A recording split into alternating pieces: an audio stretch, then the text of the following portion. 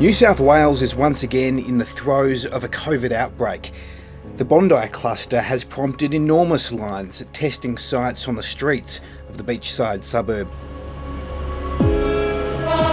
Since the pandemic began last year, more than 30,000 Australians have been infected with the coronavirus. The first results I got back, everything was negative. There was a sense of relief, so that symptom was gone, that relief. The next day she called and said, "You have it." Up, dance.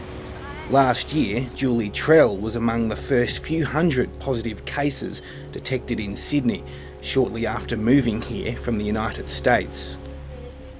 The symptoms that I had was a fever, a rash on my chest, I lost my sense of smell a few days later, and a cough. She was told those symptoms would only last a couple of weeks, but they lingered. And then again in December, I had severe symptoms again, a cough, a hacking cough. I don't think I had a fever, but there was exhaustion, tiredness, and this cough that scared me. Am I sick again? Julie was part of a worldwide phenomenon where COVID patients continued to get symptoms months after contracting the virus. Doctors were scrambling to understand it. A British study found up to 10% of patients could keep getting symptoms, while an alarming Chinese study last year found it could be more than half. One of the concerns about this virus, I mean, it's obviously new, we've only had it around for the last 18 months or so, but it does seem to affect people for a long period of time.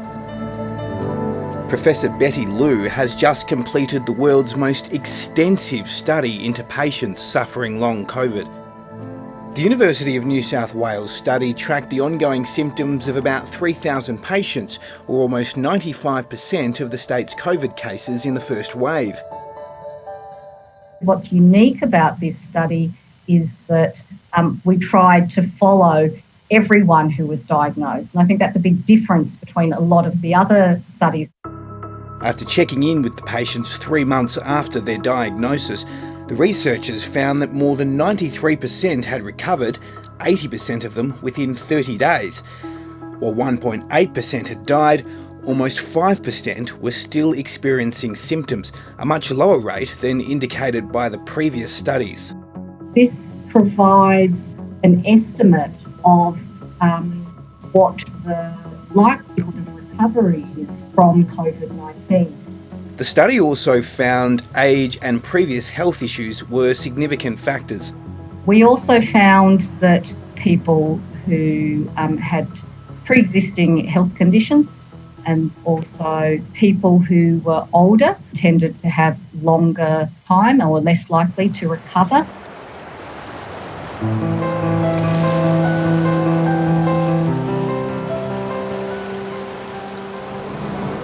But Mirabai Nicholson-McKellar was in neither of those brackets when she contracted COVID last year. Before this, I was in my mid-30s, I was young, relatively fit, surfer. I was living in a foreign country, having adventures, and now I'm living at my brother's property in a caravan because I can't work. 7:30 first spoke to Mirabai in May last year, but her symptoms haven't gone away.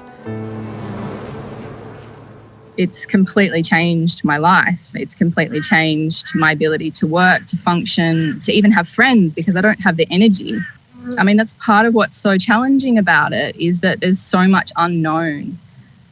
No one can tell me if I'll get better, when I'll get better.